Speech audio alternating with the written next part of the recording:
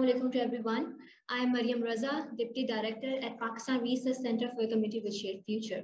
And I would like to welcome all of you to this online international conference on agriculture advancement and sustainable development, learning from robust Chinese initiatives, which is jointly organized by Pakistan Research Center for a Community with Shared Future and the MNS University of Agriculture, Multan. Dear all, we are aware that agriculture plays an integral part in the growth and development of a country, as it is have a deep connection with the food security situation. And agriculture has been the profound foundation of Pakistan and China's economy and remain vital for sustainable development. Thus, the aim of this online conference is to discuss China's agriculture development and its sustainability by focusing on the agriculture environmental nexus. Also, we are joined by leading agriculture stakeholders, scientists, and researchers from China and Pakistan to provide suggestions to enhance Pakistan's agriculture sustainability under the grand concept of community with a shared future. Before we formally commence, I would like to invite Mr. Khalid Taimur Akram, Executive Director, Pakistan Research Center for a Community with Shared Future, for the opening remarks. Over to you, sir. Thank you very much, Mariam. First of all, on behalf of Pakistan Research Center for Community with Shared Future, I would like to welcome all of you and would like to tell you about Pakistan Research Center for Community with Shared Future. This center is newly established in Pakistan on the vision of President Xi Jinping on the community of shared future.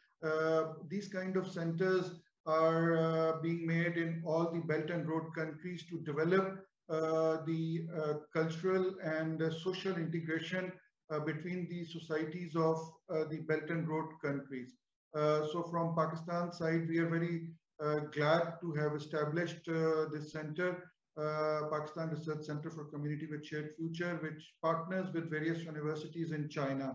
The reason that we have requested all of you together today is to lay the foundation of developing a solid collaborative network between the agriculture sector of Pakistan and China. Here I would like to introduce you our partner university, which is Muhammad Nadeem Agriculture University, Multan.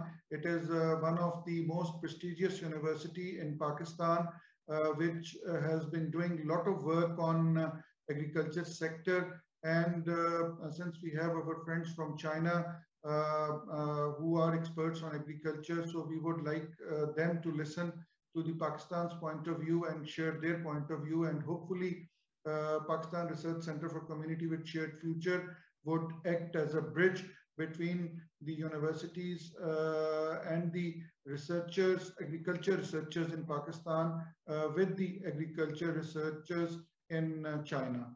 Thank you very much. Thank you so much, sir, for your kind remarks. Now, to formally commence with our today's international conference, I would like to invite first Professor Dr. Irfan Ahmed Beg. He is Dean, Faculty of Social Sciences, MNS University of Agriculture, Multan. Over to you, sir. Yeah, am I audible? Yes, sir. Okay. Can I share my screen? Yes, sir. I'm making you the co-host, and you can share your screen now.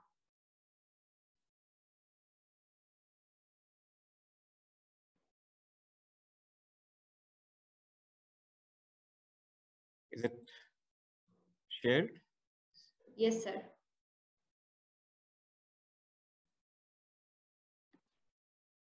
And is it in presentation mode? Yes, sir. Okay, thank you very much. Pakistan Research Center for Community with Shared Futures, Mariam and Khalid Saab. Assalamu alaikum to everyone. I think it's afternoon in China. So good afternoon to my Chinese counterparts. Today we are going to discuss some of the ideas that have been clicked by the vision of the Chinese leadership through a new global concept of cooperation named as the community with the shared future. Mariam and Dr. Colonel Khalid have set the pace for me. So I would start right away from one of the enlisting of the challenges, global challenges by the World Economic Forum. They have enlisted 10 top challenges that have been accrued, that are the world is facing in this modern era. And the top ranked challenge for the world in this era is the food for all. And then it was the inclusive growth, environmental sustainability, climate change, and it ranges up to the future smart healthcare.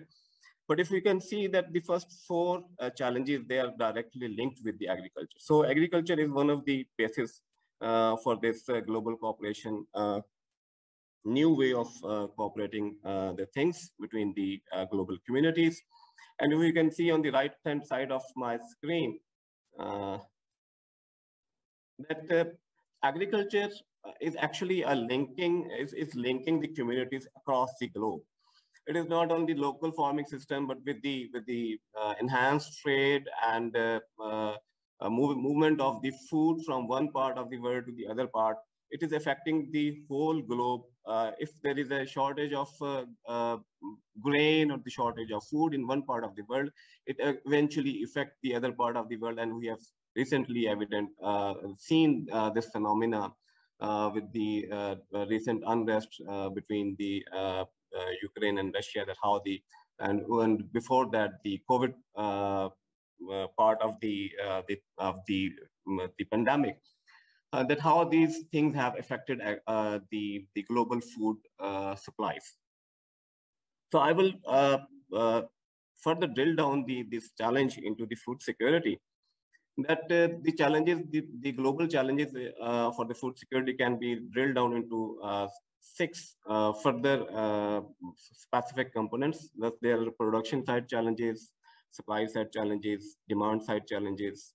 Then there's the distribution side challenges, which are being affected through the policies, and the institutional challenges, how the policies of different countries, they're affecting the movement of the food, different technical barriers to trade, poverty situation in different parts of the world, so the access to the food and the trade restrictions, and as well as the politics, like the conflicts, the sanctions. These food security challenges are further aggravated with the adverse climate changes which we are experiencing across the globe.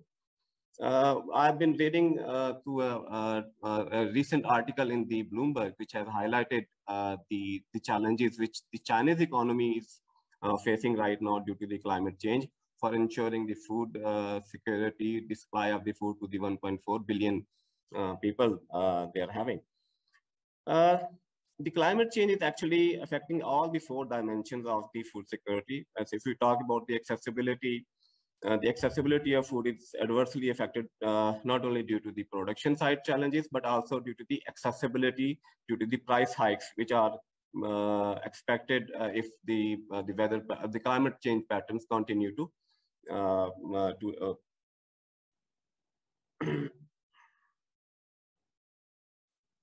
if climate is continue to act like it is nowadays in the recent part, in the present world.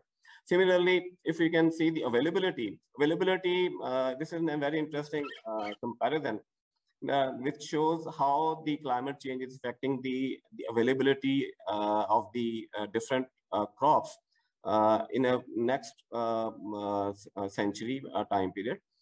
If we can see the orange and the dark orange part is actually showing the negatively or adversely affected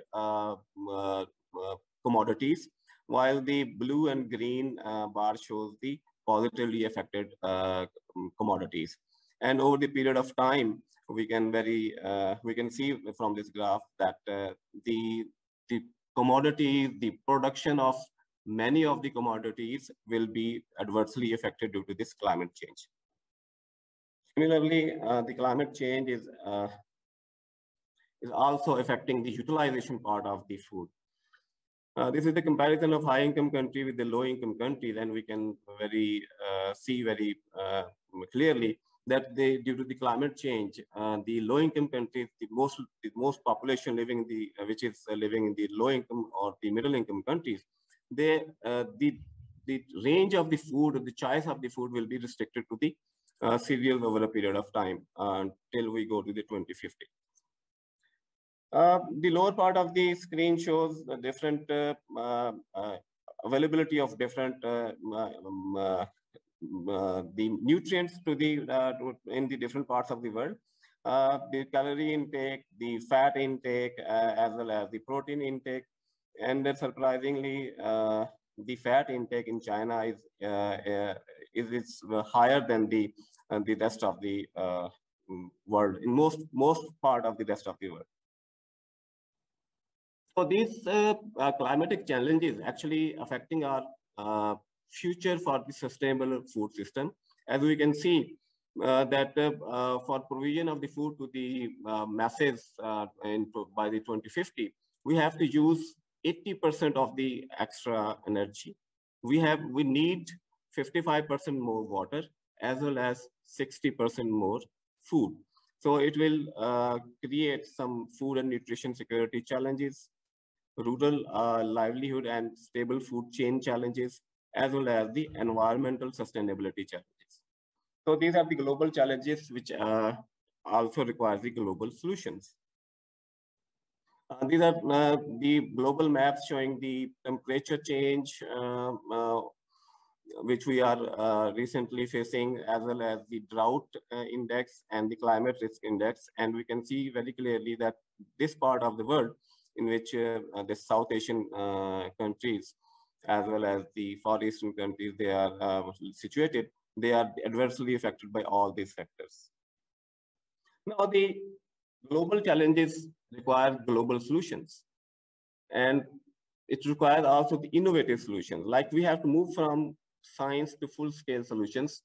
We say that not only the science and technology could do the trick for overcome these challenges, but also the socio-political and cultural solutions. So we have to work through the cultural barriers, as well as aligning the leadership to these core concepts is very essential. Then we need to work on for these challenges as a team. We do not need to work as in silos. The success of the transdisciplinary approaches to overcome these challenges has been proven. So now the challenge and the challenge for the scientists or the policymakers is to have transdisciplinary approaches to overcome these challenges.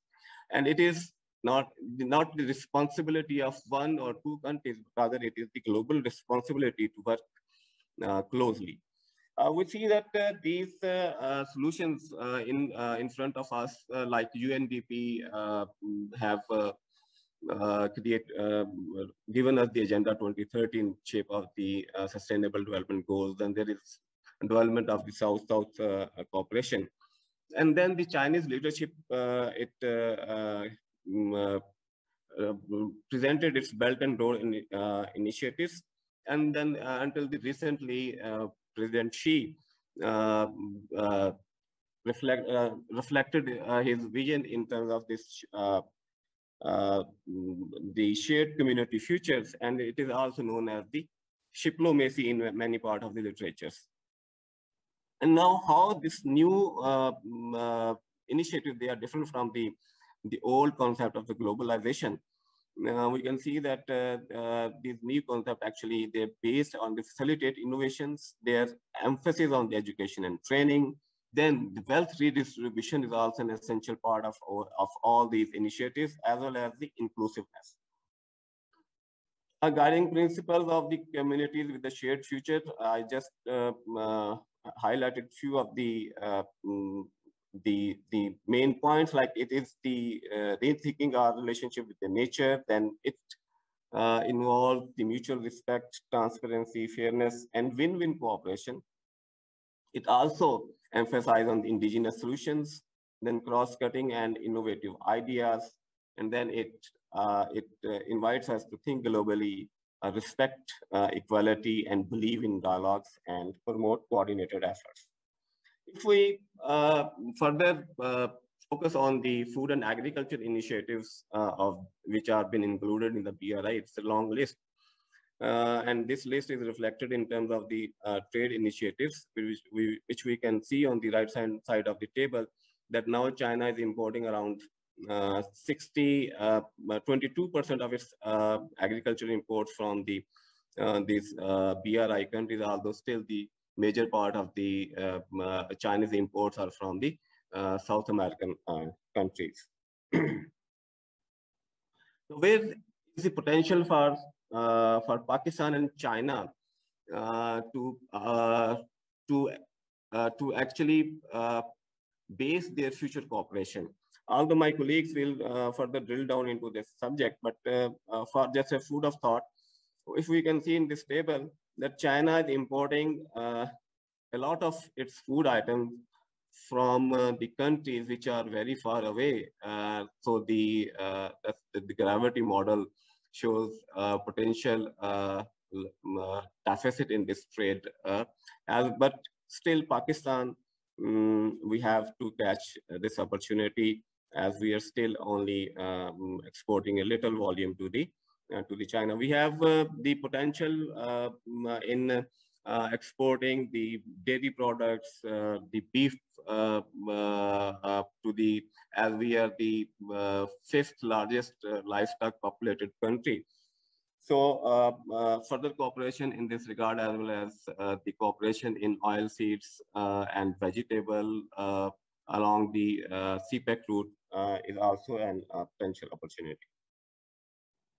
How we can opt a strategy of 3 E's to involve the community level interaction. Like we have to the 3 E strategy, like the excite, empower, and engage, will result in connecting community through creating excitement by visualizing, by making them believe that this is a win-win cooperation, and then empower the community so that they through local participation, and then creating their ownership, collaborative implementation, and co-designing actions and strategies.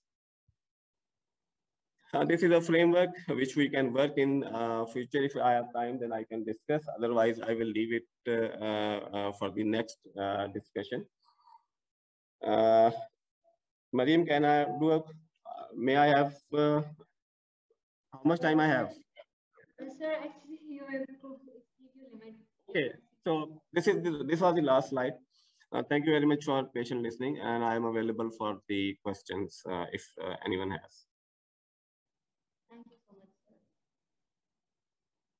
sir. Moving towards our next speaker, I would like to request Professor Dr. Ding Meng. She is lecturer at Department of Agriculture Economics, School of Economics and Management, China Agriculture University. Over to you, ma'am. Okay, great. Thank you so much. Can you, can I maybe share my screen? Yes. Not a lot yet. Yes. Ready now? Okay. Yes. Oh, okay, cool. Can you all see my slides? Yes, it's visible. Okay, cool. All right, this is Taimur from China Agriculture University. First, I'd like to go celebrate together with the new funding of the new research center, and hope our partner and China and Pakistan from agriculture sustainable development, we work together to find a better way to promote the sustainable development. So today, I'd like to share some thoughts on sustainable agriculture policy in China. Okay, I will cover 3 points. The first one is background and challenges faced. The second one is policies and actions China did and China are conducting. The last one is how's going after the policy, any pollution reduction or environmental improvement. First one, why we need to transform our agri-food system towards sustainable development. As Dr. Bake just already showed, the agriculture is very important to the SDGs. So as you all see, the 17 sustainable development goals, half of it is directly connected to agriculture and food. And also, at least a third is connected to the environment. So the transformation of agri-food system towards sustainability is very crucial.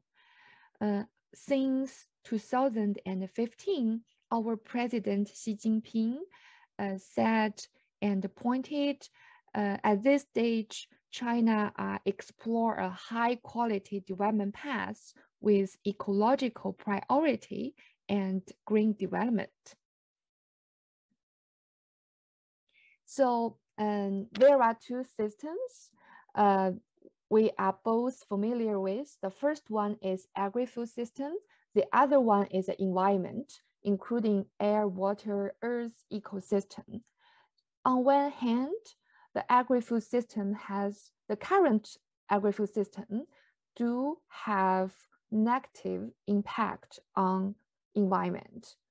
For example, number one, agriculture land covers 40% of the world land and is also the largest consumer of water. Agri-food systems, believe it or not, contribute to 1/3 of the global greenhouse gas emission. Also, the conversion of natural land to cropland are linking to serious decline of biodiversity. So at this stage, the agri-food system have negative impact on the environment.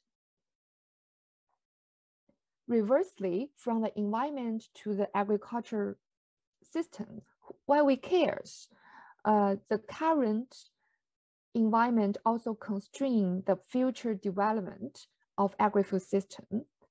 The climate change increase uncertainty in agriculture production, not only quantity, but also quality.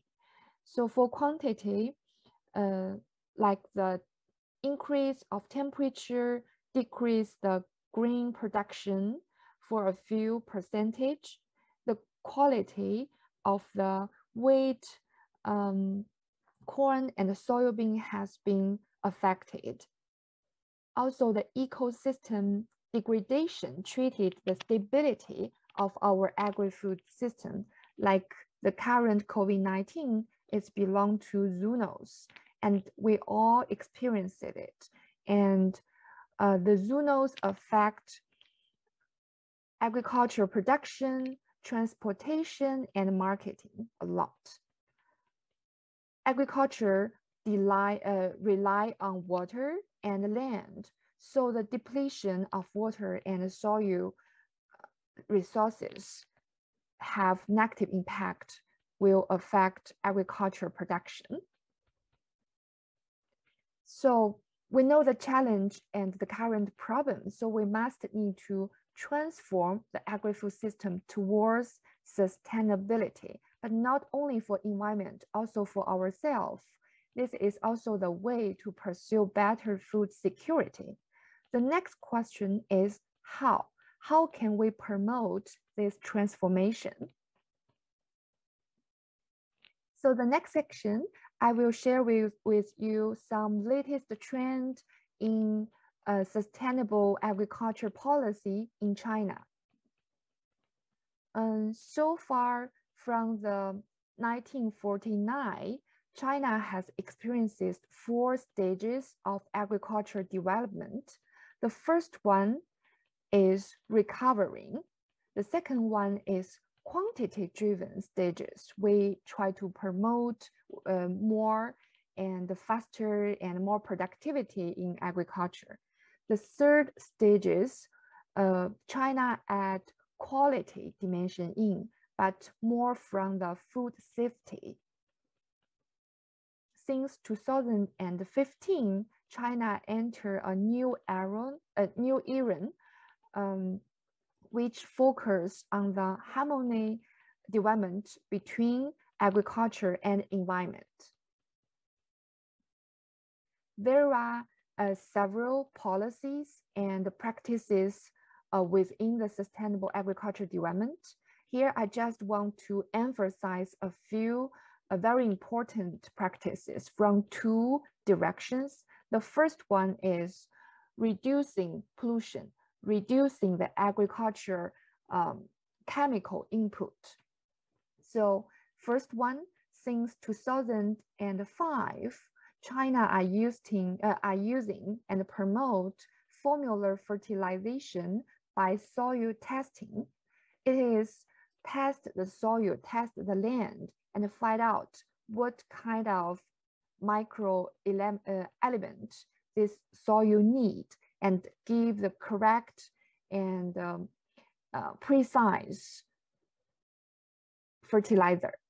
This policy has been, the adoption and application has been reached almost 90% nationally. Number two, since 2017, China began to encourage the substitution of chemical fertilizer by organic fertilizer, including providing subsidies to encourage the eco-friendly behavior among farmers, and also provide technical trainings.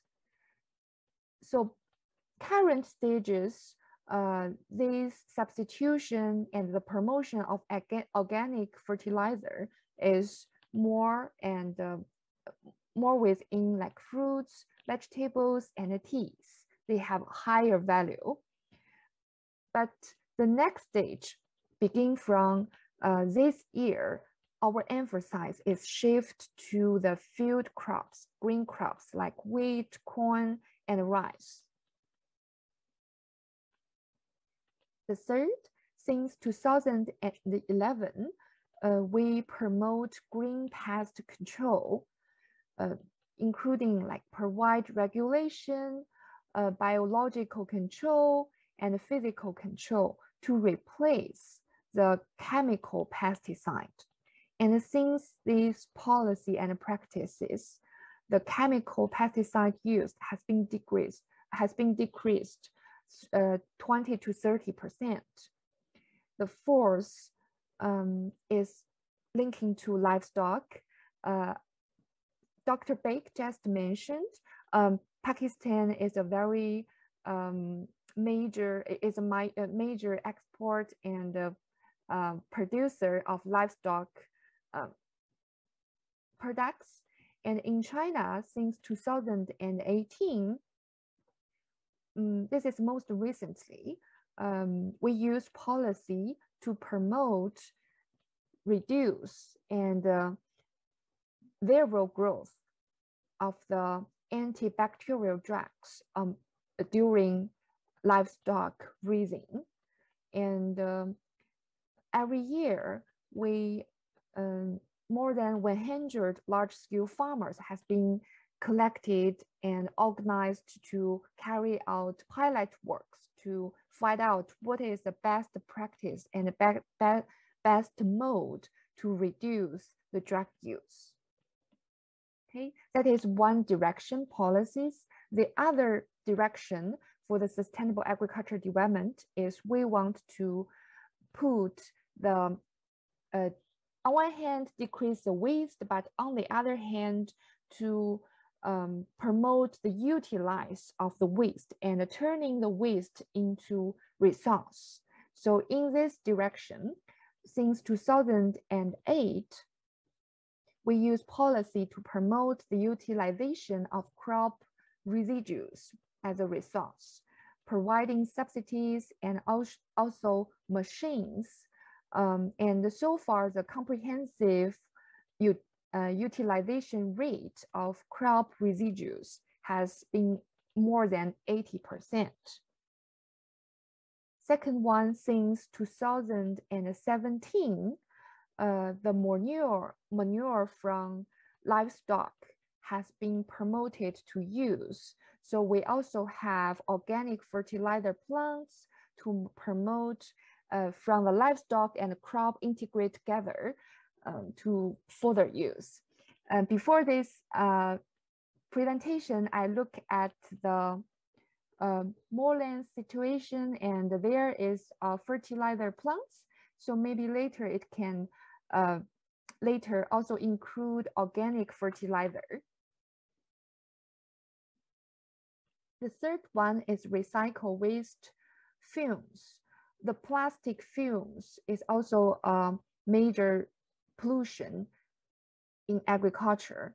So the practices and policies is being used help to picking, collecting, and reuse of these plastic fumes. The last one is not only in land, but also in agriculture systems. Since 2017, China select the demonstration agriculture farms to show how to protect and restore agriculture ecological environment. All right, this is the second stage. And the last one is I want to show, so this is a practices and policies we used. Then what is the impact so far? So the overall policy reduction from agriculture. So we can see from this picture, in this picture, the blue color is the total production. The orange color is pollution from agriculture. And the dark color is 10 years ago, and the light color is now. So we can see first, half of the pollution is coming from agriculture, and the major source has been identified. 10 years policy and practice promotion, our pollution from agriculture has been decreased, but we need further strengthen. Second one, about the structure.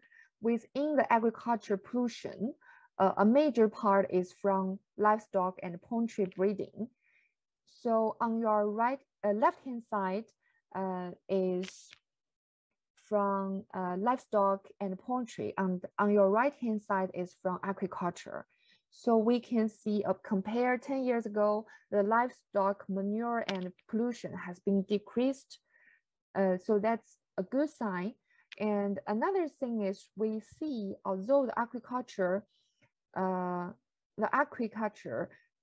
pollution are not a big amount, but it increased. So this is a current and future policy focus. So we talk about fertilizer and pesticide use. From the blue bars, on your right-hand side, on your left-hand side is fertilizer use, and on your right-hand side is pesticide use.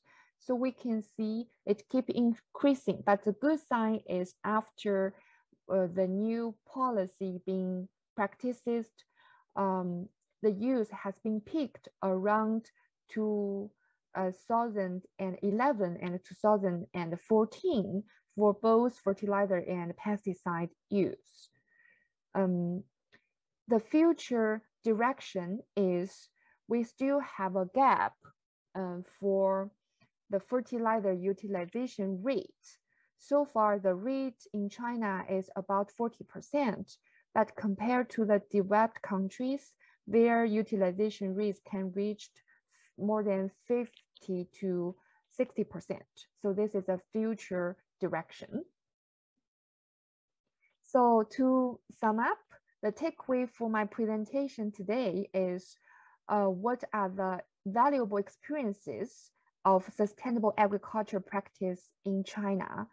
So 3 points. The first one is since 2015, China has entered into a new stages to promote high quality development.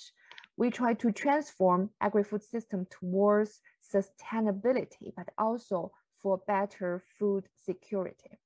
Second, the policy and practice directions is coming from two ways. The first one is reducing the pollution, reducing the waste. The other one is reuse and cycling and put the waste into resource. The third point is practices. So far, our policies and practice is coming along this track is pilot works and identify best practices, formula and issue policies and diffusion by different crops and areas, keep revising and keep improving. At last, I want to share, like, we really look forward to learning experiences on sustainable agriculture development from Pakistan partner and also other countries worldwide. That's all. Thank you so much for your great attention. Thank you. Thank you so much, Professor Meng, for your insightful presentation and analysis. Moving further, now I would like to invite our next panelist, Dr. Muhammad Nadeem. He is the Professor and Director of Institute of Plant Breeding and Biotechnology, MNS University of Agriculture, Multan. Sir, over to you. Thank you, Mariam. Would you please allow me to share my screen? Yes, sir. I'm making you the co-host, and then you can share your screen. Yes, sir. You can share your screen now.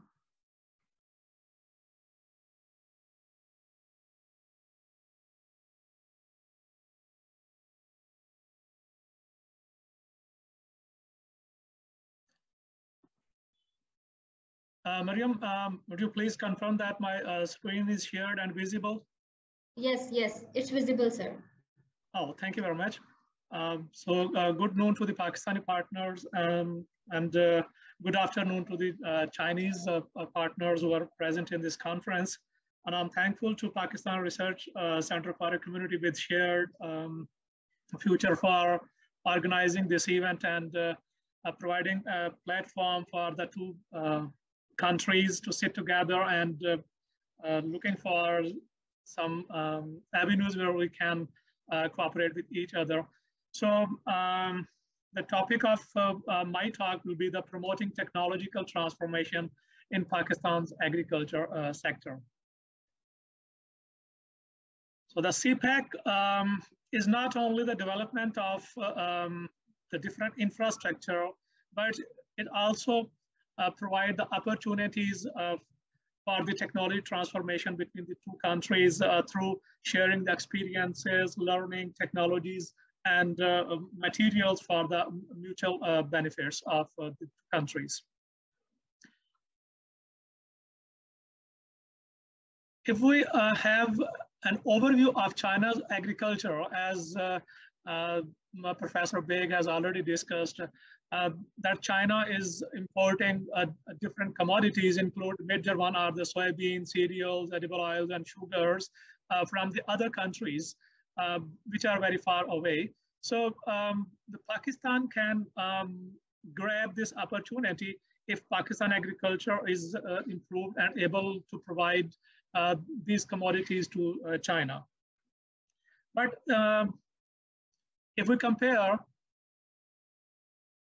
the agriculture yield of major crops of Pakistan and China, we can see that there is a big gap. This blue line is indicating the yield per hectare yield in the China, and this orange is indicating the yield per hectare in Pakistan. So in these four crops have wheat, rice, maize, and cotton. There is a big gap, and this gap is actually due to the technology. So there is an opportunity that if Pakistan uses the technologies which are being utilized by the China, and we can cover this gap and we can increase agricultural yields and we will be able to take the opportunity of exporting different items which the China is importing from other countries. Now, Pakistan's agriculture is facing different constraints in which the major ones are the certified seed. Actually, Pakistan is not able to provide its farmers 100% seed that is certified. Secondly, the farm labor is not very much skilled. So we have to mostly depend on the unskilled labor, which is not able to perform the farm functions very good. And likewise, the lack of farm mechanization is another issue. And irrigation systems, still we are using, we are not using the high efficiency irrigation systems in the larger areas. Likewise, there is a problem of storage of the agricultural produce, due to which there are post-harvest losses. And likewise, the use of technology and information flow is very less. So these are the major areas due to which the Pakistan's production in different crops is low compared to that of the China. So it means looking into the previous two slides, that indicates that we have the potential areas where we can cooperate. So I will discuss only the major areas where we can cooperate in promoting the technologies. The first one is the farm mechanization and renewable energies. So if farming in Pakistan is mechanized, as China has developed many implements, especially the small farm implements that the small farmers can use, this can increase the efficiency and reduce the loss of the produce from the farm and ensuring the increase in the farm productivity. Energy is a big issue, and the Pakistan is depending upon mostly the fossil fuels, as the Dr. Ming was describing in her presentation. So with the cooperation of the China in CPEC, the other renewable energy projects, they are underway. So it includes the solar parks and wind energy. So after the completion of these projects, the energy crisis will be reduced and more energy will be available for the farm practices. Next, the storage facilities for the agricultural produce are not very good. So through the technology from the China, the storage facilities, they are improved so that the agricultural produce can be stored for maximum period, maintaining its shelf life. And second, the excessive produce sometimes goes waste because due to the lack of the food processing and packaging trends in the Pakistan. But if the food processing and packaging is enhanced, so the extra produce that can be processed and packed, and ultimately it will be available to the high-end markets and giving maximum profit to the farmers and the processors. Provision of quality seed is a problem for the agriculture, and due to which the varieties which are being cultivated in the field, they are not able to show their maximum potential. So seed production technologies and the technologies which involve or ensure the maximum germination, maximum viability of the seed, which include the seed coating and seed pelleting.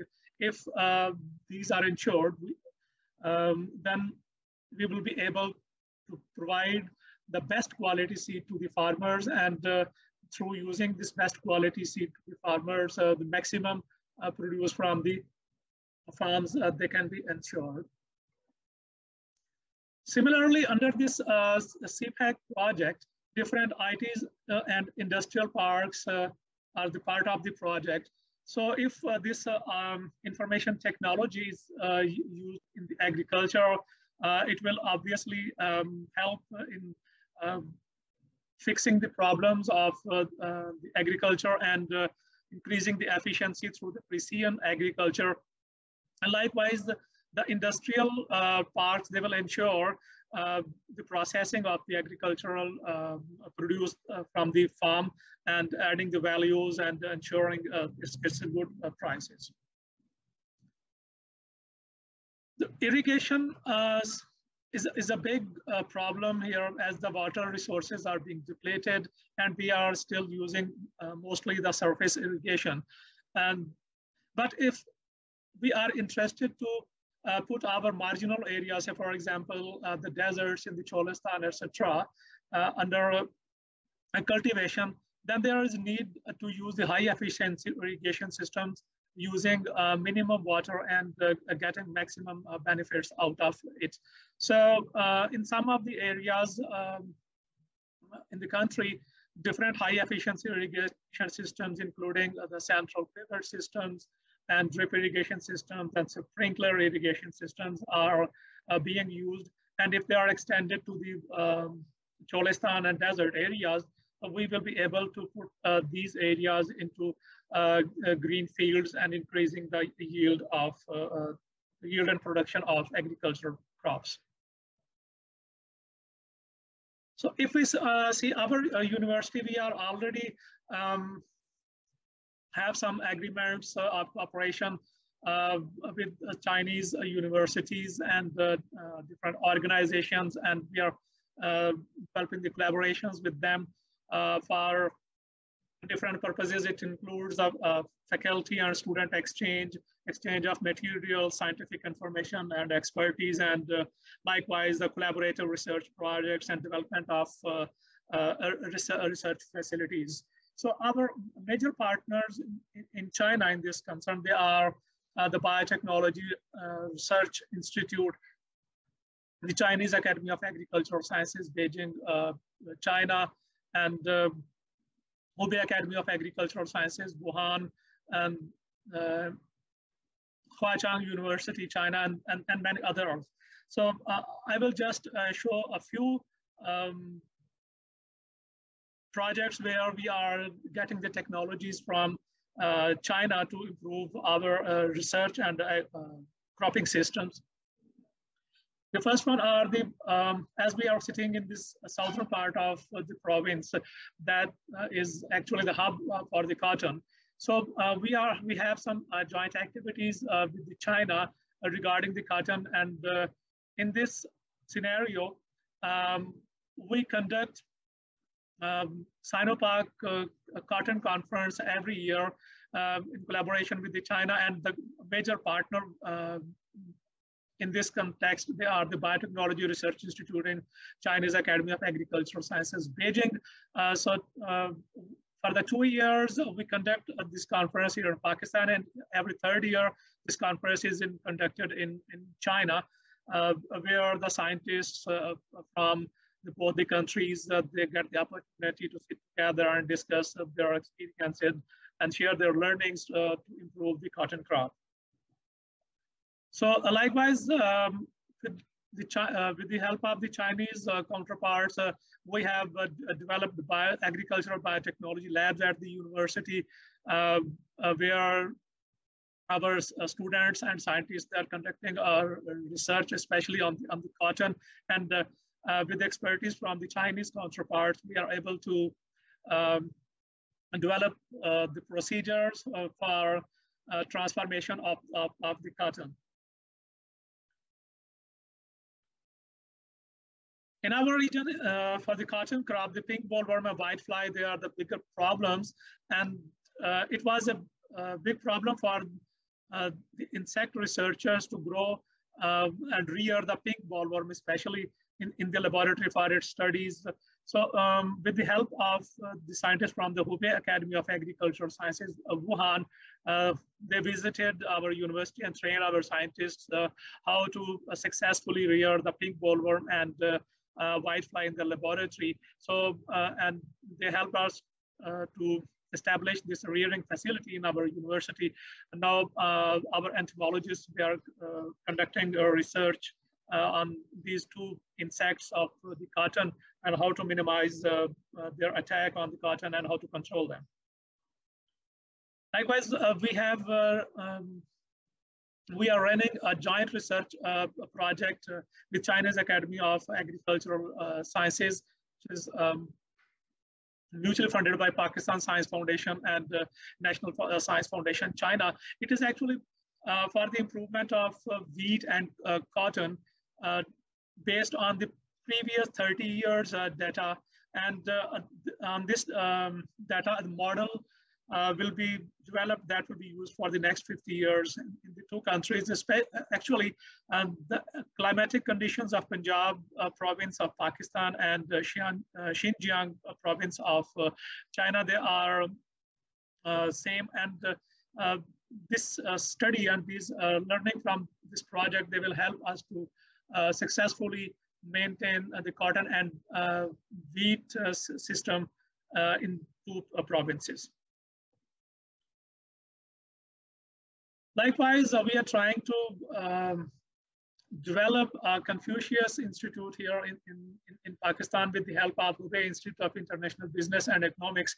And as in through this CPEC project, the Chinese, they are visiting the Pakistan, and Pakistani scientists, they have to visit the China. So to remove the language barriers, we are conducting the Chinese language courses here in our university and sending our students and faculty members to this institute for learning China, so that to improve our coordination with the Chinese counterpart. Likewise, with Wuhan Moving Seed Company, we are having collaborations for the development of hybrid rice. So these were different major collaborations of our university with the Chinese counterparts. So with this, thank you very much. Thank you so much, sir, for your comprehensive presentation and analysis. It was very enlightening. Moving further to our next panelist, I would like to request Dr. Mubashir Mehdi, Associate Professor and Director, Business Incubation Center, MNS University of Agriculture, Multan. Sir, thank you so much for joining us. You are requested to please share your analysis with us. Thank you very much. Please allow me to share my screen. Yes, sir.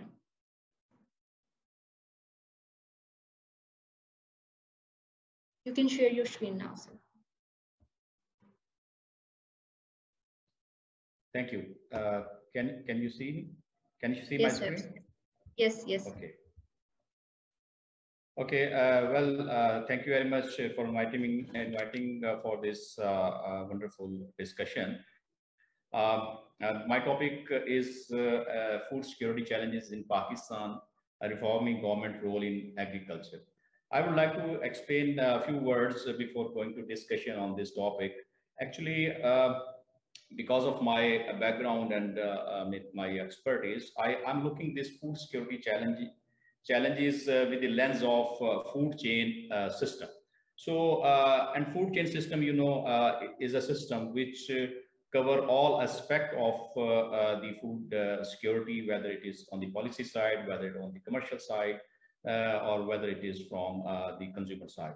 So chain is basically the combination of different stakeholders that have different stakes in that system, and that we will see what are the major challenges and how these challenges are going to be happening in Pakistan economy. So when we talk about the food security, three fundamental schemes in our mind that ensure the food security, that is people need sufficient food, reliable food from reliable sources, and that food can be affordable to everyone. And then when the food can be affordable, that it would meet the need of a balanced diet of a common consumer. So it raises basically the four questions in the mind, being the supply chain reader, that does the food supply chain ensure adequate and healthy food for the consumer in Pakistan? Is the food, if the food is there, then whether it is affordable by the consumers. Okay, if it is affordable, whether it is meeting the dietary need of the consumers. And finally, what is the current and existing and the future role to improve the overall value chain system or supply chain system in the food industry. So I will look these questions one by one, and first we will see what are the current state of food security in Pakistan in terms of availability and affordability.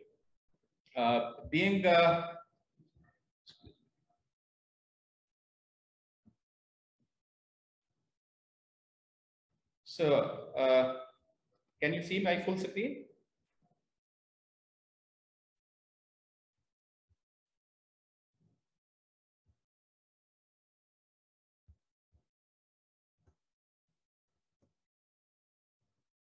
Okay.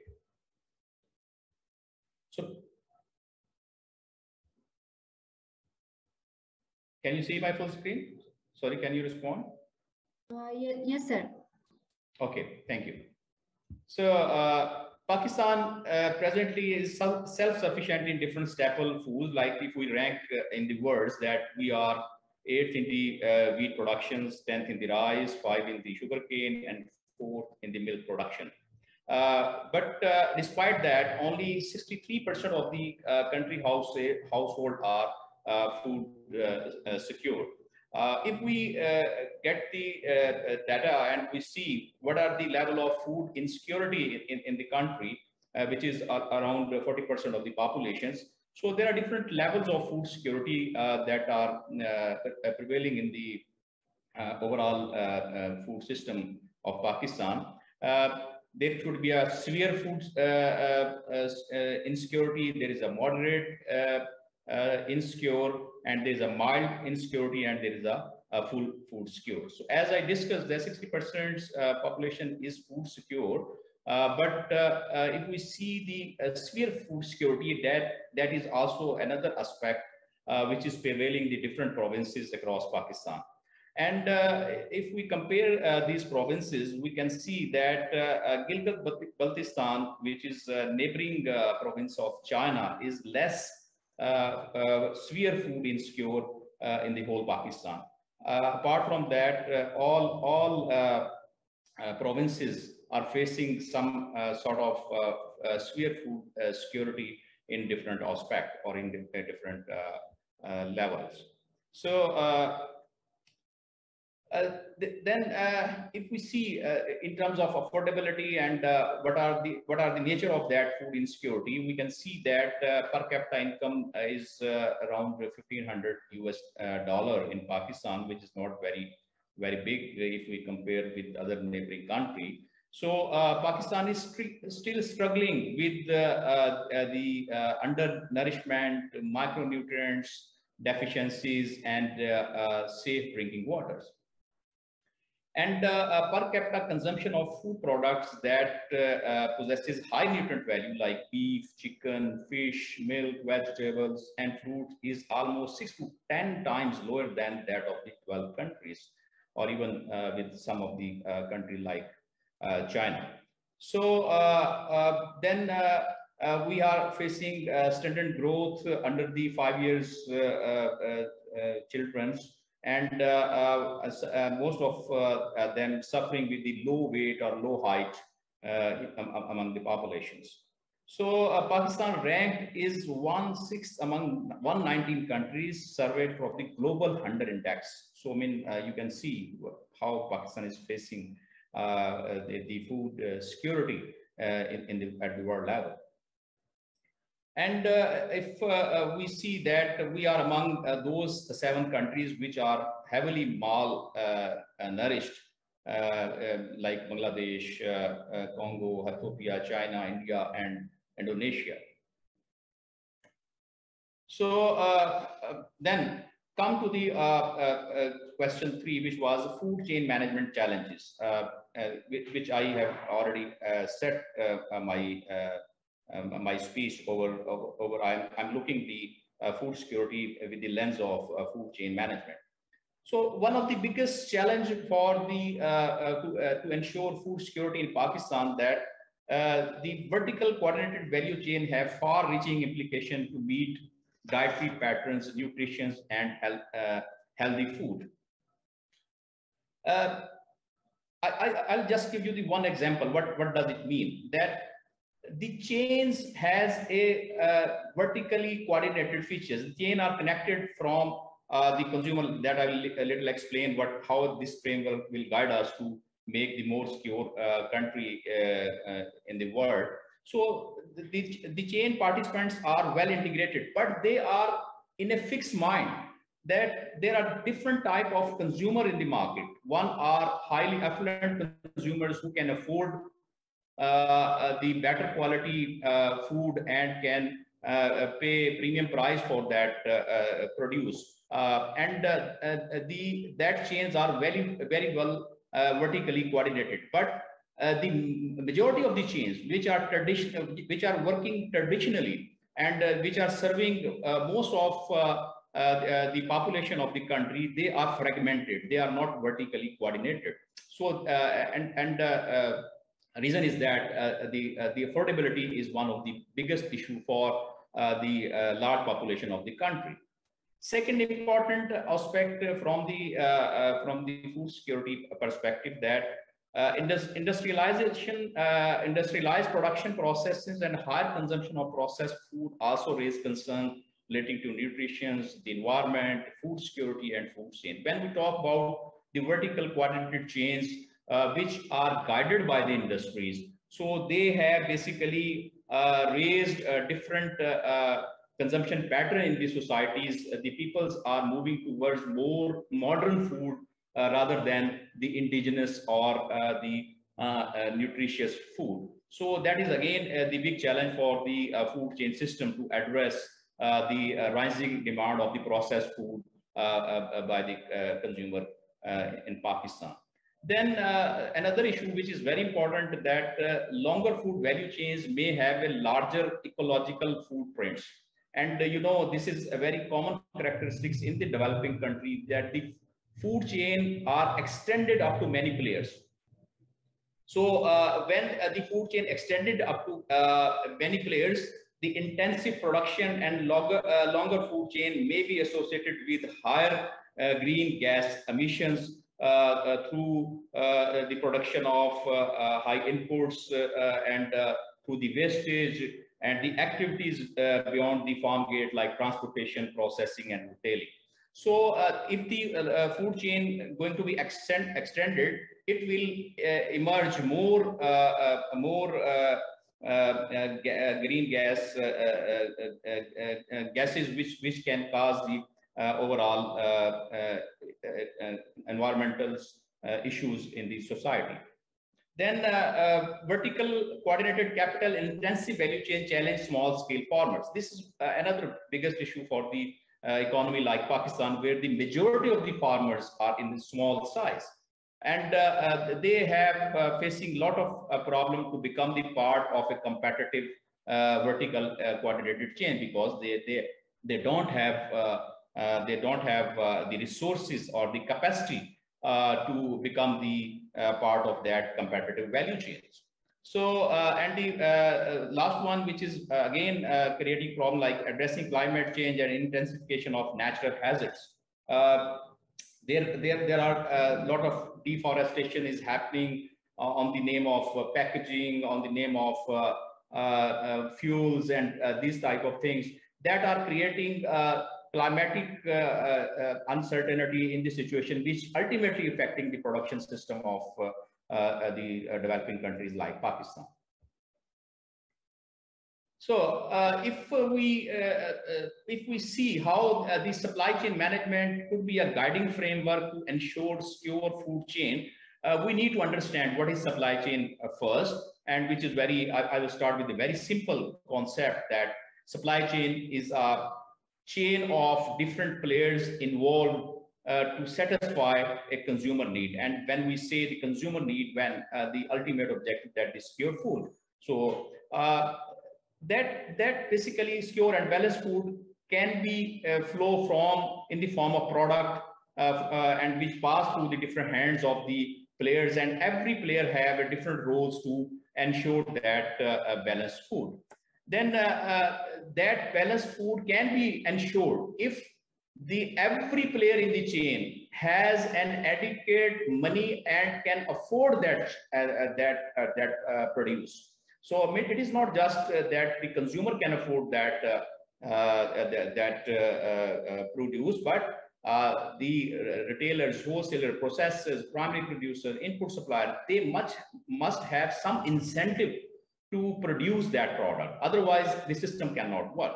And certainly, when these product system and money systems complement with each other, that a reliable system can be developed based on trust and commitment and information sharing, that system can be transformed. This is conceptual how the supply chain work to ensure the food security. But where is the role of the government? And government is, in agriculture production system, government is one of the key stakeholder in this system in terms of regulatory, developing regulatory mechanism and then extending the research and development to the stakeholders. So they are providing supporting services to the chain players to ensure that secure food. So then if we say that to ensure this secure food chain system, government is one of the main player, then we will see that what is the role of government to ensure secure food chain system. So I'm just moving that secure into the more in a conceptual way, that the government should first start working on the structural reforms. Structural reform mean what type of structural reforms are needed to develop a comprehensive food chain system. That one is commodity-based market infrastructure is required, which is not being worked in Pakistan. I will give one example, like one village, one brand. Chinese can understand it very well. This concept has got a lot of recognition all over the world, particularly in the developing countries, and now people have started working on that. And to some extent, we have also started this concept with developing some brands in the fruits, like we have developed a brand of Unifresh for mango that is healthy mango for affordable prices for everyone in the community. And then there is some other brand we have done, like dried mangoes. We are bringing small farmer into clusters, and they are developing their brands and linking them, that small farmers, to the end markets where it is demanded. And China could be one of the potential market in that sense. So commodity-based whole of chain, what I recommend, that commodity-based whole of chain research approach is required among the R&D institutions. And this idea is now getting popular among most of the research institutions in Pakistan. People have started working in a whole of chain context, rather thinking the system as in isolation. Then second thing for the secure food supply chain is economic reform. Agriculture taxation and easy access to finance for smallholders rather than emphasis on subsidy. We are, in developing countries, we always talk about the subsidy for the different inputs and for the different crop productions. That's fine, but that is not the solution. We have to think. We have to think in a different way now.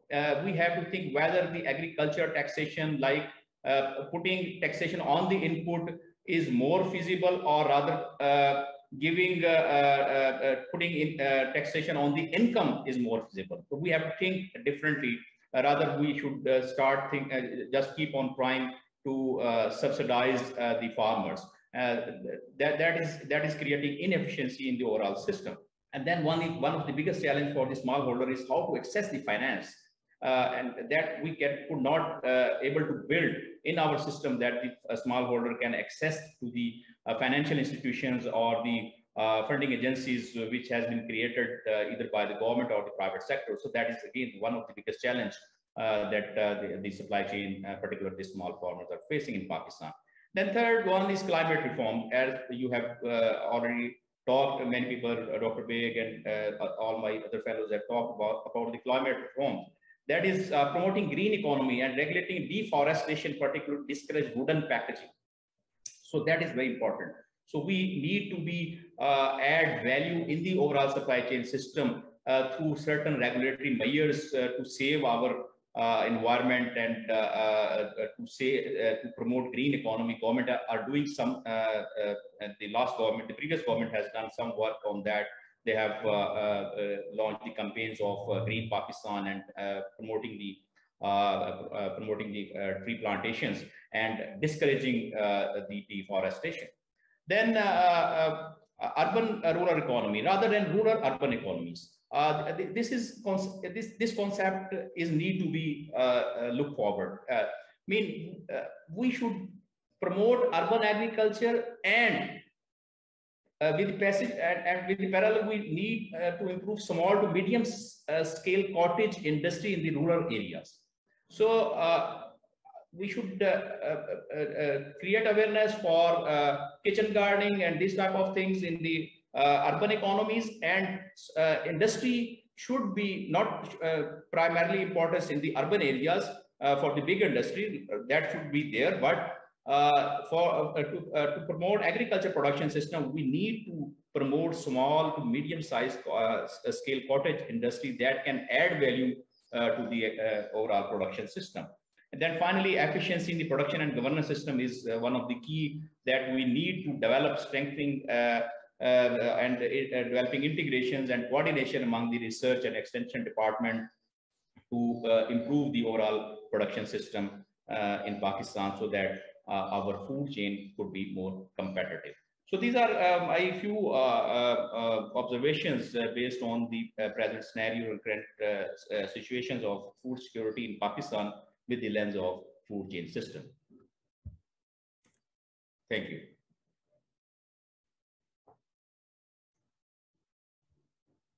Thank you so much, sir, for sharing your brief presentation with us and sharing your expert opinion with us.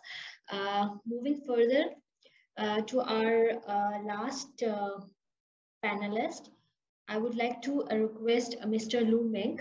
He is the PhD candidate majoring in agriculture economics and management, College of Economics and Management, China Agriculture University. Mr. Lu, over to you. Hello. Yes. Can you hear me? Yes. Can I share my slide? Yes, I'm making the co-host and you can share your screen now. Okay.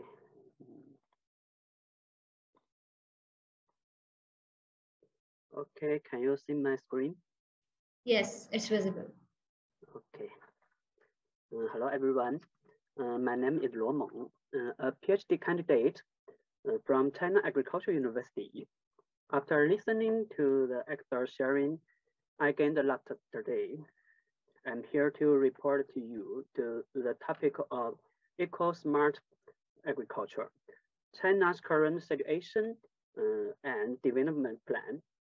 My speech will reveal the status quo of China's agriculture, ecological smart agriculture cases, and planning. First of all, let me introduce the current situation of China's agriculture. In the past 40 years, the situation of China's agriculture has been accompanied by a decrease in agricultural employment and an increase in overall agricultural output. Here, I have listed some statistics on agricultural employment and agricultural production in China. It can be seen that China's agricultural production has improved over the past 40 years, but it also faces many challenges. With the aging of population and upturning of living standard, the demand of agricultural products has been restructured. Besides, planting and feeding are also long for a reform as the environment changes. However, the aging problem makes modern agriculture lack of enough high-quality labor. Today, we emphasize the crop yields. At the same time, we put same importance on ecological sustainability. and it troubled China's agriculture. The new wave of scientific and technological progress has brought an opportunity to China's agricultural sustainable development. New smart technologies push forward the development through labor-saving methods. Ecological smart agriculture with the concept of green development will reshape the way of agricultural production. Through intelligent monitoring and analysis to achieve the goal of green agricultural development, improve the efficiency of water and soil resources, improve the production environment of agricultural products, improve the safety and quality of agricultural products. In China, intelligent and ecological smart agriculture is still in its early stages, and it's mostly in the independent exploration of many scientific research institutions and agricultural enterprises. After all, artificial intelligence and Internet of Things are still relatively expensive investment so far. Here I would like to introduce two cases of eco-smart agriculture. The first is an ecological unmanned farm built by Shandong University of Technology. In 2019, the university established China's first ecological unmanned farm in Zibo, Shandong province. Ecological unmanned farm is a smart agriculture mode based on the concept of sustainable development, with smart cloud brain at the core, integrating high technology such as the Internet of Things, 5G, big data, artificial intelligence, and unmanned driving to achieve unmanned operation. Ecological unmanned farmer includes two key technologies, ecological agriculture and unmanned farm. Showing in left to ecological agriculture based on the unmanned operation methods of the key technology. Its idea is building the circulation of farmland ecosystem, setting up a system to control or prevent plant diseases and insect pests through green technology, and application of ecological farming mode. Unmanned farm needs the support of three technical systems. There are the agricultural information acquisition system supported by the Internet of Things technology to gather information from air and soil. The scientific decision-making system supported by big data and artificial intelligence. And the cooperative operation system supported by the unmanned aerial vehicle group. The following is the case of digital agriculture in Chengdu of Sichuan province. Through the establishment of technical service centers and a digital platform to provide social service for farmers. Among them, the Digital Technology Service Center is capable of crop identification, environmental monitoring, price prediction, and other functions in the process of green production and management. Digital platform integrating the functions of agricultural production management, agricultural technical service, green sales, and so on. The model takes center and platform and farmer as the main line, connects the market and the government at the same time, and realize the digital integration of agricultural production, circulation, operation, and management. If the planting area is about 33,000 acres and wheat and rice are planted in one season per year, the carbon emission reduction of grain planting is about 3,166 tons per year. These are two examples of eco-smart agriculture. The Chinese government no specialized planning of eco-smart agriculture, but such as the 14th Five-Year Plan for the Green Development of Agriculture, which is issued by the Ministry of Agriculture and Rural Affairs, also can be seen in other several plannings in that plan. The big data industry development subcategory involves aspects in promoting the development of eco-smart agriculture. Because of time limits, I'll make introduction briefly.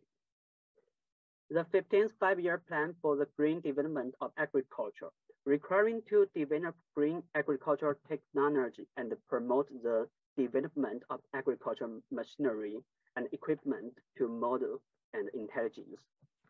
The 15th Five-Year Plan for the development of science and technology in agriculture and rural areas, requiring to develop efficient farming and green production and improve the adaptation of agricultural green development technology supply. Requirements to promote agricultural machinery and equipment and intelligence. Well, National Agricultural Mechanization Development Plan in the 14th Five-Year Plan.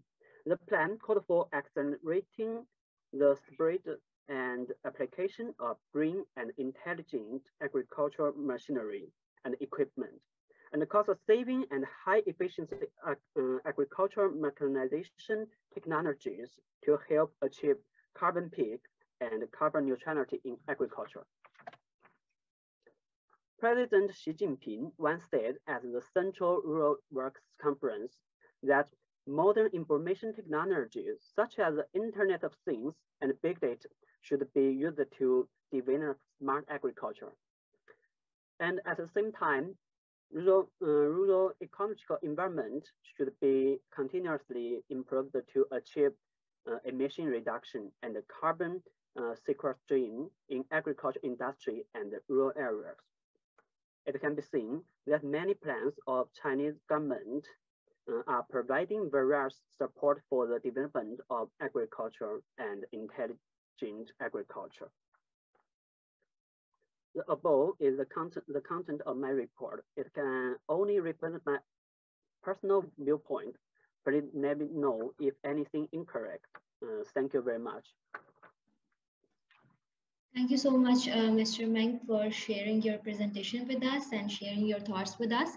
Now, ladies and gentlemen, it is my great honor to introduce to you all the chief guest of this online international conference, Professor Dr. Asif Ali. He is the Vice Chancellor at MNS University of Agriculture, Multan. Sir, over to you. Please share your analysis with us.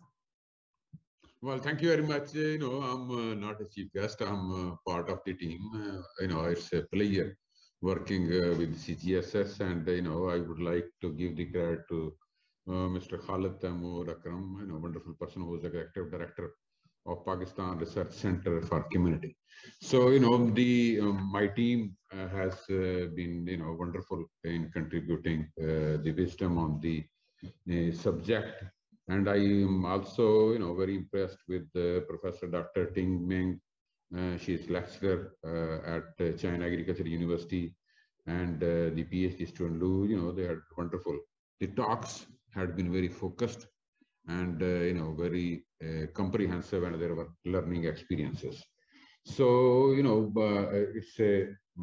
it's a kind of a topic where we can have extended debates, extended discussions on that, but to limit my talk or my kind of feedback on the discussion is that I'm really impressed with the concept given by President Xi on the community with shared future, doing all the science, reaching to this status.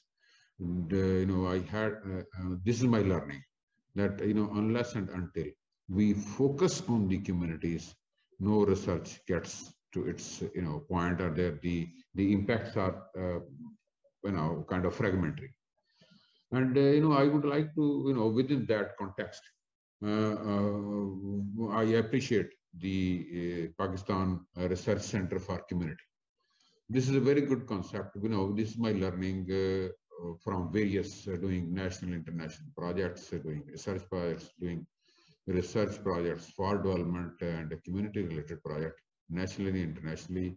There is a kind of learning that when we start it as a kind of value chain approach or the whole of chain approach, where we involve the stakeholder from the start, and if we do research for development, and then the things reaches fast to the communities and the impacts are greater.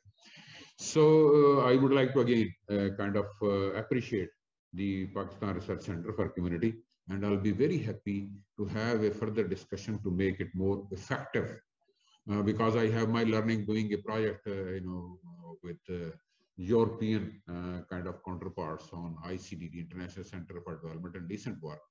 And we kind of had worked all across the continents, and mainly focusing on agriculture and social sciences and creating the impact there. So there are many areas, we can talk more in a sort of smaller group sometime.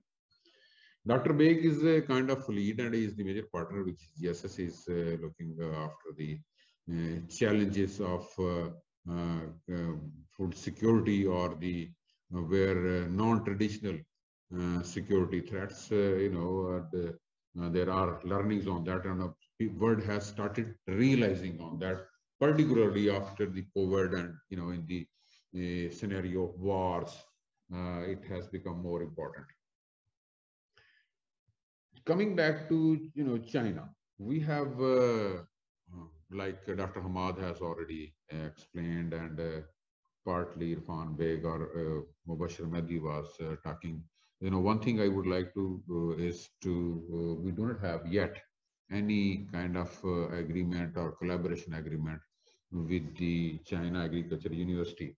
So we would like to request Mr. Khalid to kind of link the two universities, and we can together work. However, we had been working with very many universities, particularly the major focus has been with the Chinese Academy of Agricultural Sciences, and we did many projects together. We have a ChinaPakistan Cotton Biotechnology Lab here, very frequent exchanges, business to business links, then academia industry linkages.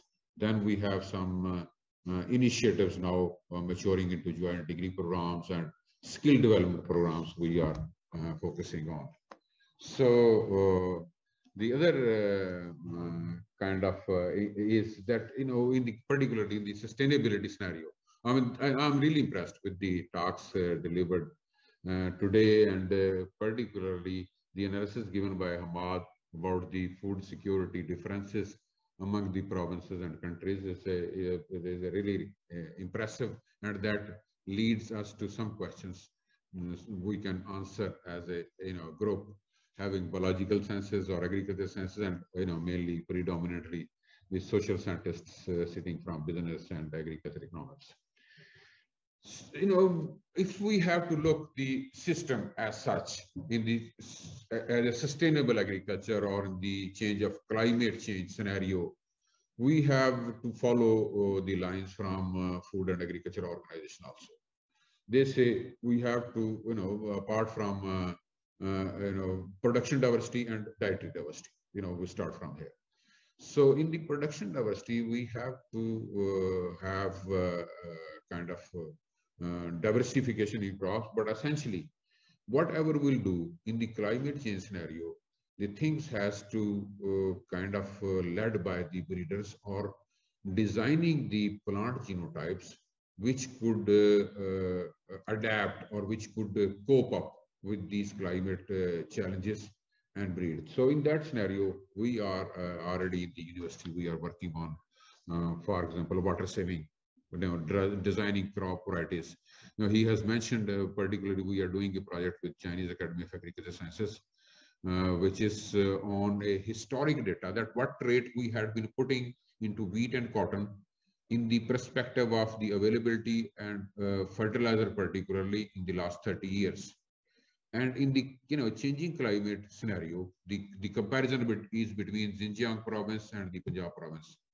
That what traits would be needed to come up with the challenges of these resources, the constraint of these resources, and how we can accommodate them into synthesizing our genotypes. So Irfan Beg overall gave the idea. Then I'm really impressed, Professor Tiang. She touched all angles in terms of food, not only crops. She talked about livestock and fisheries, and particularly focusing on green economy.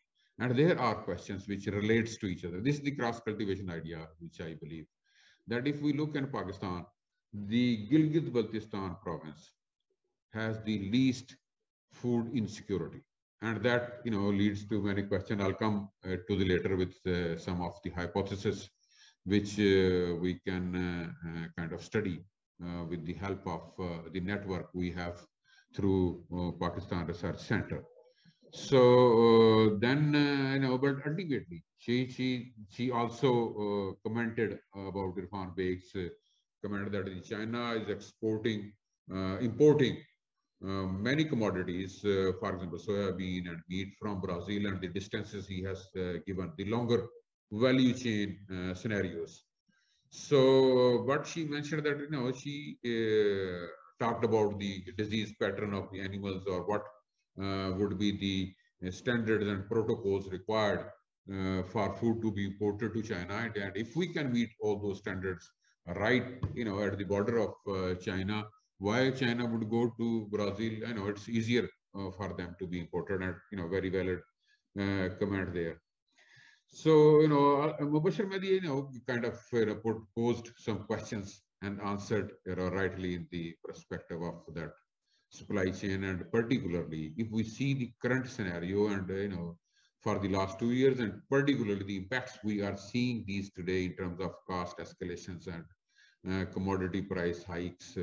That has come, Dr. Mubashir Mehdi has put some light on it, in terms of food supply chain, that how these chains affect, and how the patterns of growth, and patterns of diversity, pattern of consumption, they all together impact the overall food system. Okay, eco-smart system, your climate smart agriculture, we call it here, is very valid idea, and we have to work on it particularly there. And we are already, if holistically if we see, we are in the climate scenario, we are working on the genetic aspects, designing plants to cope up with the climate change scenario. For example, our water harvesting wheat is an example, where the atmospheric water, we have designed the wheat plant so that it can harvest the water, and now it can be grown with half the irrigation water available. And today we had been, there was a news that the water reservoirs has gone very low, leaving only water for a few days. So, these are challenges which we have to face. Likewise, this here has been very, critical and exemplary in terms of wheat production, because wheat is our food security. And,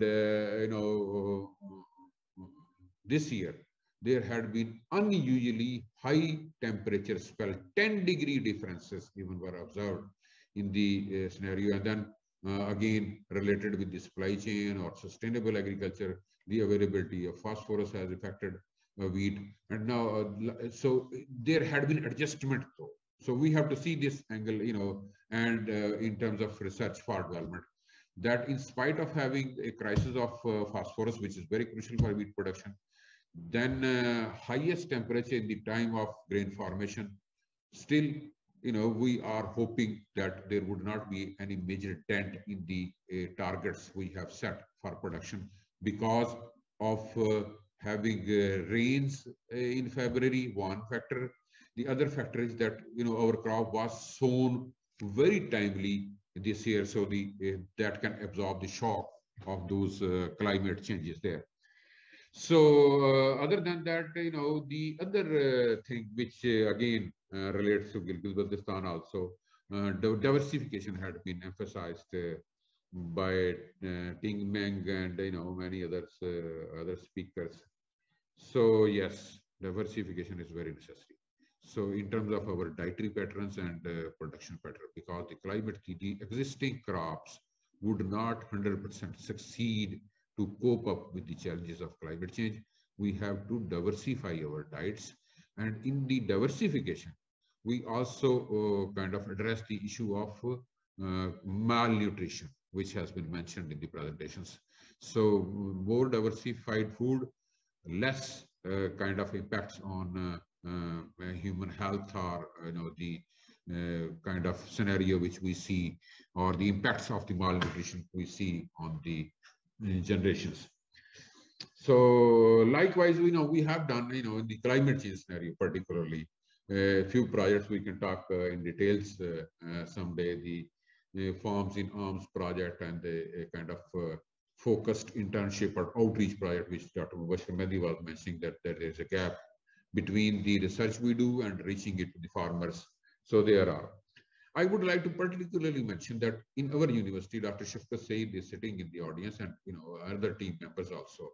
So we have kind of our brand, and we call it as Smart Plant Protection. So that is the brand which we see for future. Smart plant production includes integrated pest management, less use of synthetic pesticides, reducing the use of synthetic pesticide, and maintaining the crop production. The other gadgets include, kind of using baits, for example, organic baits to attract insects. PB ropes is one of the examples. Then focusing on biopesticide, and we would be kind of seeking collaboration from China also in these aspects. Then using IT tools for monitoring the insects, and then drones like technologies for using the kind of biopesticide or biofertilizers effectively, and nutrition management there. So now coming back to the last, I believe there is already we are kind of beyond the time boundaries.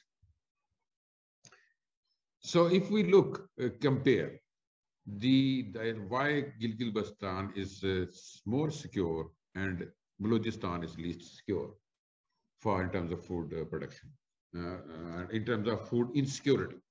So, I believe I have few hypotheses. We are currently doing a project in Gilgit-Baltistan and Cholistan, particularly. It's a, international project funded by DAD. That, in Gilgit-Baltistan, learning from the presentations of today, one of the factors is population.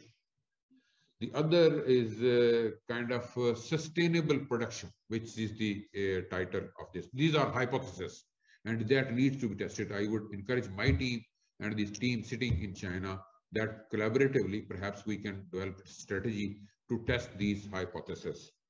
Then there is also IPM strategy in terms of sustainable. There is less use of pesticide. Again, there is a hypothesis, need to test it. Then there's more diversity in Gilgit-Baltistan, and they are focusing, there are more emphasis on species which are neglected and underutilized species, which is a very important concept in terms of, the FAO also highlights this concept. Then other is smaller food value chain in GB that has, given impetus, and there could be many more. So there, my request to my team and the team members in the CGS is that, let's consider these hypotheses, let's try to find these answers, and maybe we can have a follow-up session, getting the answer for these hypotheses, and see how we can sort of implement these learnings to make the whole Pakistan food secure, then create learning from Chinese experiences, improve our agriculture overall, sustainable production, the trade or the food supplies across the provinces, like Professor, she has said, the community with shared future. We essentially have shared future, and again, I would like to appreciate the organization of the team, Mr. Khalid also, great friend, great human being, and the whole team of CGSS, my team also, and we would like to continue the kind of dialogue which we have started, And learning from these dialogues, we'll be able to develop strategies to cope up, to make the world a better place to live. Thank you very much indeed. Yes, thank you so much, sir, for sharing your analysis and thoughts with us. With that, we have reached to an end of our today's international online conference. At the end, I would like to express my gratitude to all the speakers and participants for joining us from China and Pakistan and sharing their analysis with us. We hope to work with MNS University Multan in future as well, and to organize more activities of such nature. Thank you so much, everyone. Take care. Allah Hafiz.